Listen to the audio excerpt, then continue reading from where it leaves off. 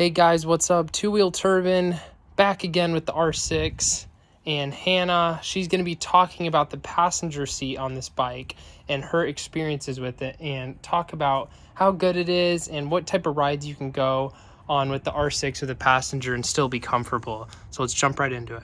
All right, so when you buy an R6, or matter of fact, any super sport motorcycle, you're probably buying it for yourself.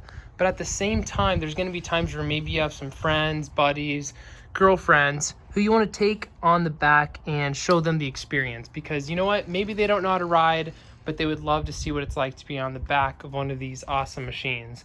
So Hannah here, she's going to talk about that. So Hannah, do you remember the very first time I took you on the back of this bike, and like, how do you describe it? Yeah, you have it on video. It was terrifying. Yeah.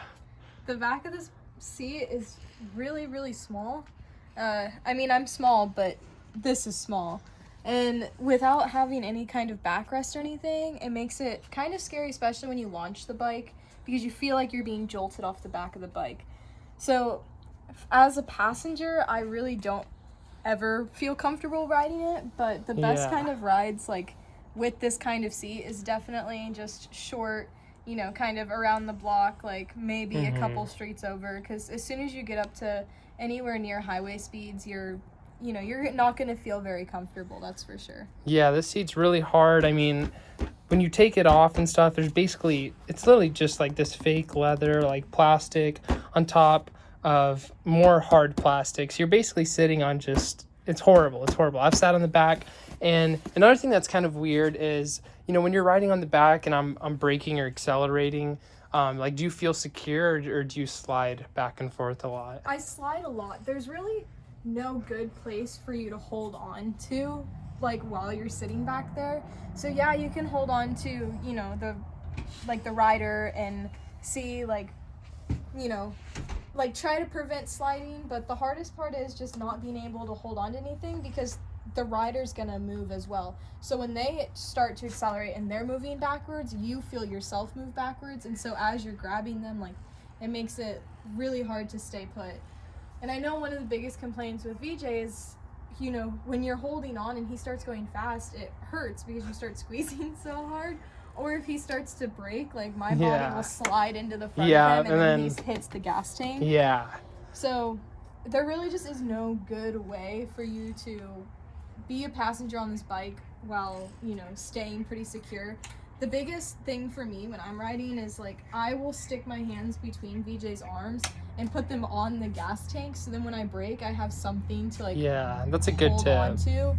It's kind of uncomfortable for the passenger because it hurts your wrist a little bit, honestly, like, especially if you're going down a hill and he's braking, you put so much weight on your wrist, it's kind of painful, but it doesn't put as much stress on him and his back and pushing him forward into the gas tank. Yeah, so what about, like, when you go cornering, what do you try to do? Like, do you maintain position, or do like a slight lean with me, and how does that feel on the passenger seat? For this bike, I think it's really important for the passenger to, if not lean, to move their head just in the direction that you're turning. So if you're making a right-hand turn, you're going to want to turn your head to the right. That way you kind of offset that weight difference. If you turn your head to the left, it's going to be a lot harder for them to get that lean angle, get that weight distribution over for them to turn, you know, right.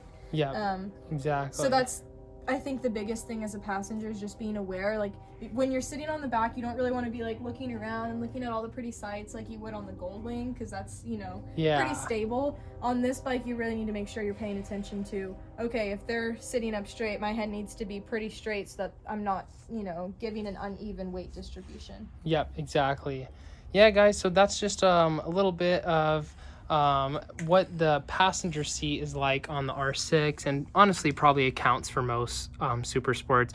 But if any of you guys have any tips for passengers or any modifications that can make it a more comfortable process, put it in the comments down below. And it was fun making this video, and I'm going to try to put out some more videos at least once per week because it's so much fun to do so.